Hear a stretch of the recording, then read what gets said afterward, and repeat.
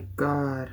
What is going on YouTube? It's me, Nicholas here, and today we're going to react to episode 2 of the Demi Lovato's docuseries, Dancing with the Devil.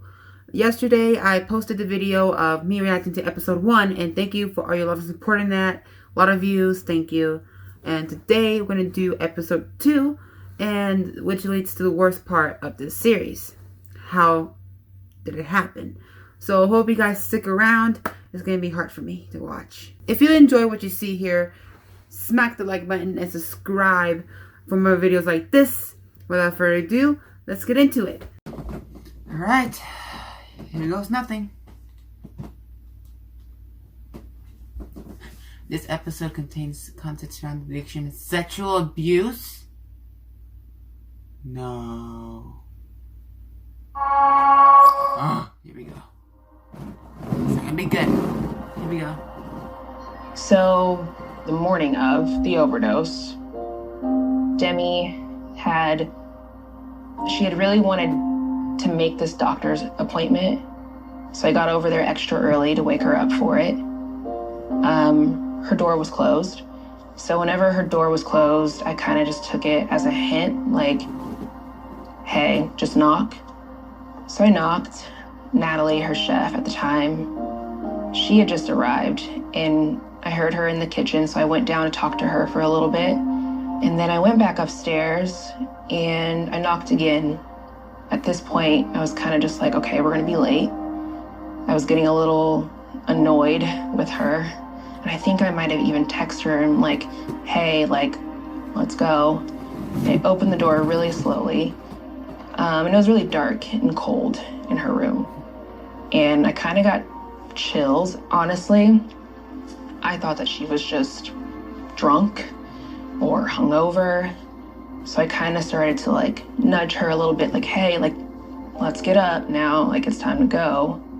She wasn't really moving. She was like drooling. I called Max Lee, security. She's not waking up. She's not really responding. I don't really know what to do. I rang security and I said, Jordan's just called me in a panic. I need you to go into the room now and tell me everything you see. She was propped up, vomit everywhere, but she was on her back, which isn't good. So I told him, put her on her side, clear her throat, and I'm on my way. By that point, some more people had started to arrive at the house. And I'm just kind of like, do I call 911? Like, what do I do?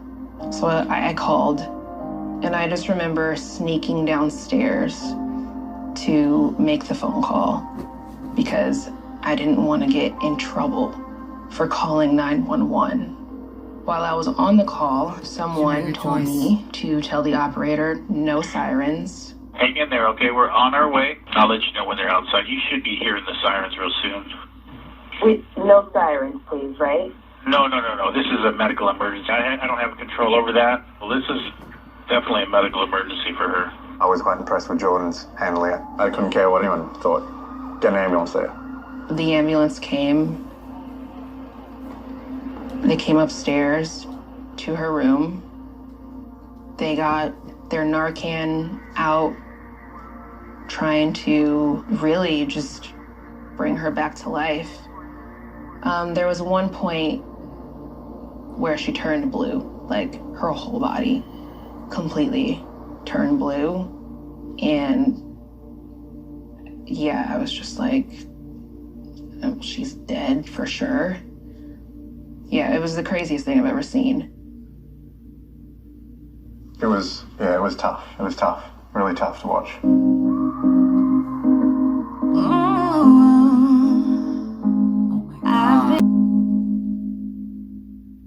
It was my mom, me, and Madison upstairs in my mom's room. And I looked down at my phone and I saw that everybody in the world was texting me. The first thing I got was a text from a mutual friend saying, I'm so sorry. And I was like, huh? I'm so sorry. I heard about Demi. I'm praying for your family. Like, I'm really praying for Demi. You guys are in my prayers. I was so confused. I thought maybe she'd been in a car accident. I had no idea. I get a call from our tour manager. Demi's in the hospital. And I'm like, shut up. And this guy is known for joking around. I started getting a flood of texts saying, oh my gosh, I'm so sorry, I'm so sorry, I'm so sorry. And I was like, sorry about what? Like, what is happening? And then Max calls, her security. So before I could get to try to find out on my phone what had happened, I got a call from her assistant. I heard my mom pick up the phone. It was something in her voice that told me something really, really bad just happened and I should probably get my clothes on because we need to leave. She said, Demi overdosed. And I said, is she okay? When I heard her on the phone being like, okay, all right, but is she okay? Is she alive? Is Demi alive? And she said, she's breathing. We're at the hospital, but she's not talking. She had texted me the night before and she said, can you go out to this like show with us or something? And I was like, I'm so sorry, I can't. I have to fly to New York tomorrow. So the next day I fly to New York and the plane lands and everyone turns on their phone. People are gasping in the plane. It was so surreal. And I'm looking at everyone's phone and it says Demi Lovato overdose. I got a hold of Diana and she told me what had happened, but I was like, oh, she's okay. It's going to be okay. She's all right now. You just need to get on the plane and come. But later that day, I talked to her security, and he told me the truth. And that the next 24 hours are going to be tough. We'll know if she's going to make it within the next 24 hours. And I said, what do you mean if she's going to make it? Says we don't know. This next 24 hours is important. I was just devastated and I didn't understand what was going on. I'm so confused. What are you talking about? I was just with her. Her oxygen levels when she came to the hospital, they were dangerously low and they were trending down. They were 70%. Someone of her health and age, we expect to be closer to 100%. Time is brain is what we like to say, and then the longer you go with the brain being starved of essential nutrients, the longer it's injured, the more difficult is the recovery. It was like a horror movie. They put her in ICU. She had a tube in her neck that was taking her blood into a machine, cleaning it, and then putting it back into her neck. And as a parent, you're watching all of her blood come out of her body into a machine and come back. I asked the doctor, I said, what happens if she pulls out that tube in the middle of the night or when we're not watching her? And he actually kind of laughed and he said, that tube's not coming out, it's sewn into her neck. Wow. Oh God. I actually don't think people realize how bad it actually was. I had 3 strokes. I had a heart attack. I suffered brain damage from the strokes. I can't drive anymore. And I have blind spots in my vision. So sometimes when I go to pour a glass of water, I'll totally miss the cup because I can't see it anymore. I also had pneumonia because I asphyxiated and multiple organ failure. She asked me 2 or 3 times what happened. And I said, Demi, you're in the hospital and you overdosed. And she just sat there and said, she was really upset with herself. I am not saying that I have not used needles, but that night I wasn't injecting it, I was smoking it, which is another reason why I was so shocked when I woke up in the hospital, because I was like, no, I'm not injecting it, I can't overdose on it. At the end of the day, if you do too much of anything, it's gonna kill you. I was like, all right, I need to get help. I did ask, is it out there? You know, like my mom was like, yeah, it's out there. Everyone knows. A lot of people are worried. A lot of people are concerned, and a lot of people love you. And that's all you need to worry about right now. Oh, crap. Ariana. Typically, when we hear about drug-related ingestions, you know, they come to us too late. I'm really lucky to be alive. My doctors said that, like, I had 5 to 10 more minutes, and had my assistant not come in, I wouldn't be here today. Oh my God. I have to give thanks to the doctors that took care of her, and she has several. One was working on her brain, one was working on her kidneys, one was working on her eyes, and so they were trying to figure out a lot in that first 24 hours.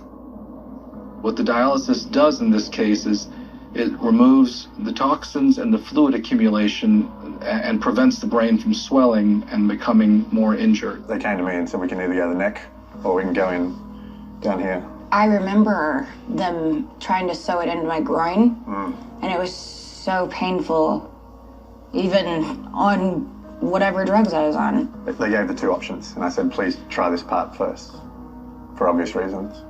Then he came back and he said, we just can't. Do what you gotta do. Yeah. He put her on that machine to clean her blood immediately, and I think that's what saved her life. I actually had to schedule another meeting to discuss what had happened because a lot of being in the hospital was so blurry for me. I wanted to go back and really understand the full magnitude of what had happened. The first moment that I saw Demi in the hospital, when she first opened her eyes, she looked at me, I grabbed her hand, and I said, I'm here and I love you, just to let her know I had gotten to the hospital. And she looked me dead in the eye and she said, who is that? Which is something you never want to hear your sister say.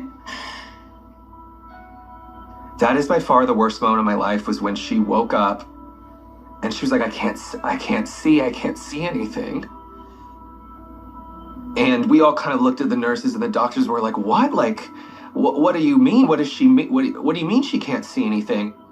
I was legally blind when I woke up, and my little sister was at my bedside, and I was so blind that I couldn't see who she was, even though she was standing next to me. And I asked her, I was like, who are you? And she just started sobbing because she thought from then on I was not going to be able to see.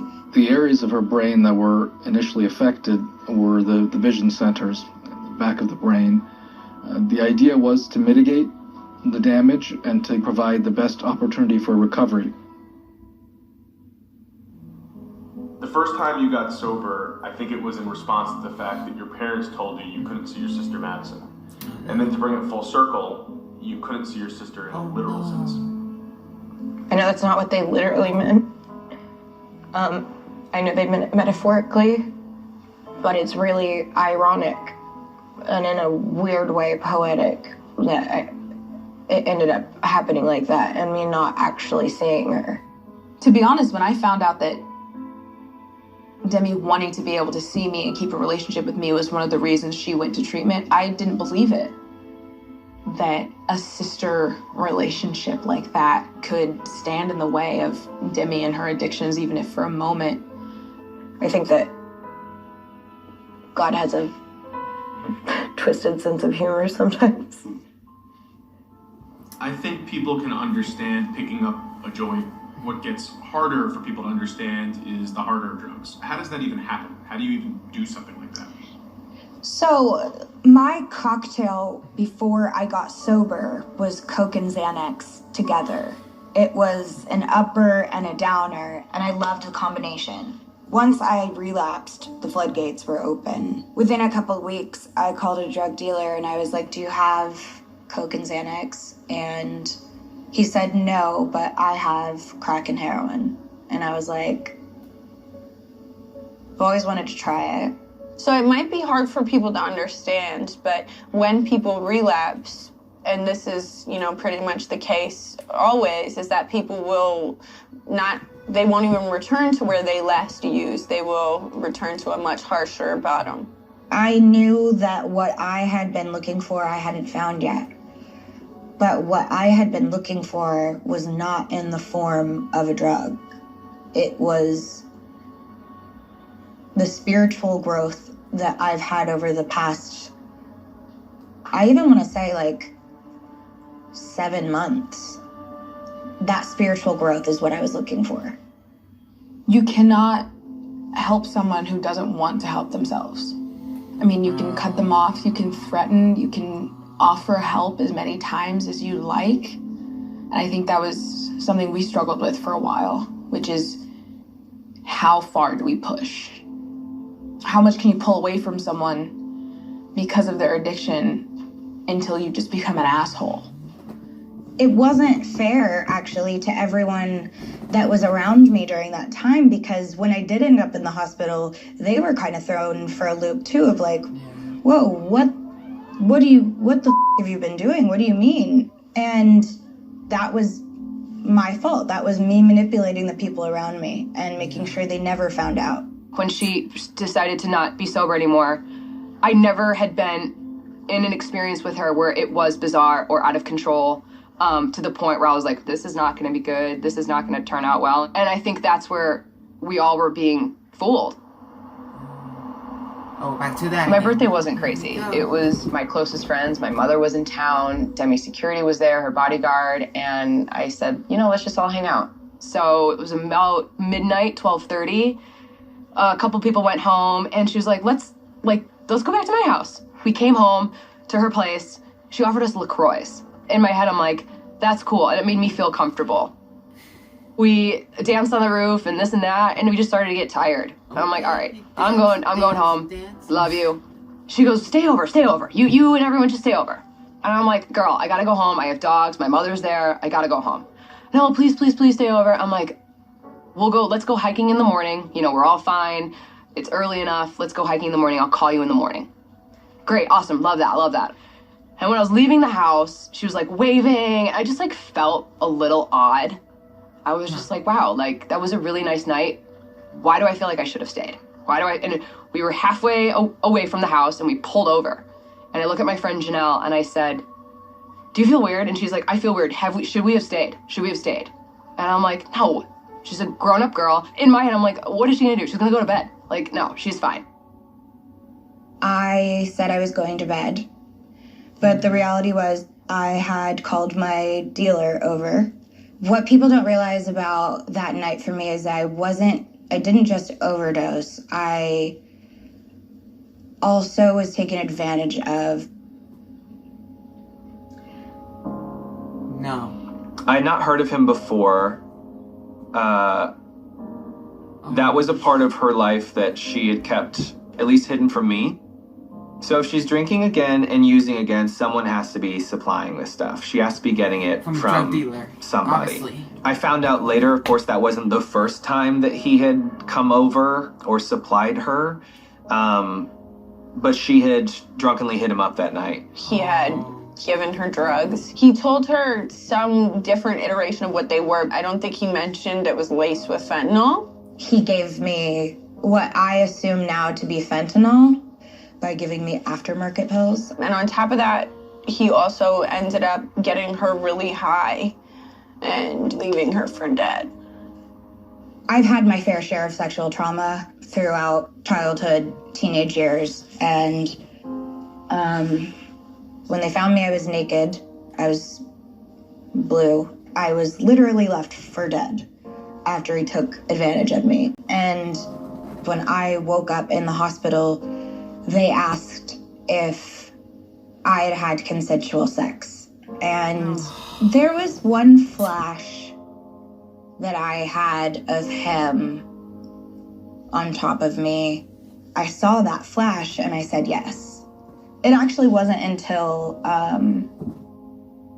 maybe a month after my overdose that I realized, hey, you weren't in any state of mind to make a consensual decision. That kind of trauma doesn't go away overnight. And it doesn't go away in the first few months of rehab either. You know, that's something that sticks with you for a while after, because all of the daddy issues that I'd had growing up, now I was literally discarded and abandoned. What? That amplified all of my dad's stuff. I've realized a lot of my past traumas came to a head that night, but at the end of the day, I'm responsible for my life choices and hold only myself accountable. And the last 2 years have been about me doing the work to identify and confront those traumas so I can be my best self and truly be happy. It's not very common that you'd see someone with a drug-related overdose with this degree of multi-organ failure that would come out of it relatively unscathed and do as well as she has. It's like a nice reminder that it wasn't my time, you know, that there was more life to be lived. When she turned 28 this past year, it is pretty morbid, but we kind of were like, you made it to 28. Yes, you survived the 27 club. In a way, it's like probably a subconscious self-fulfilled prophecy. But what's different is she lived through it, is that she survived it. Yeah. She was where her father was, but she got through it. Oh my.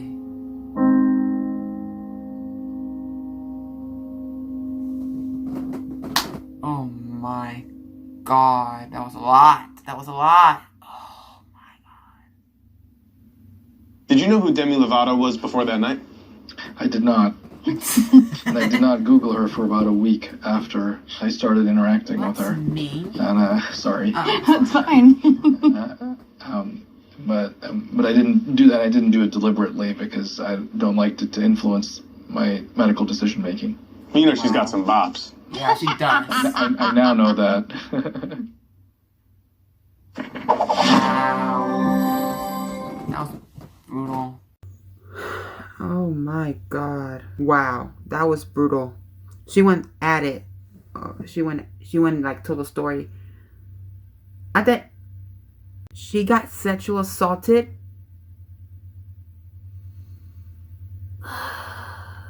Okay. I feel bad for her. For real. I feel bad for her. First of all, the drug dealer who assaulted her, he should be arrested for that kind of disgusting thing. Oh my God. Honestly, I think she is stronger now, and I'm speechless. That's why I am speechless. All I have to say is, y'all should love Demi Lovato more, because what she went through was traumatic and bad, and now I support her more than I'm originally am right now. You know what I'm saying? I support her like 10,000% more. I broke down. I'm sorry. That was brutal. He should be arrested. You can't do a superstar like that. No. I enjoyed it very much. It was a very good episode. If you enjoyed this video, smack the like button and all. Thank you so much for watching this video. Next week is episode 3. I'm reacting to that, so expect that tomorrow. I might do 2 reaction videos. We'll see. Let's see what happens. Until next time. Peace. That was brutal.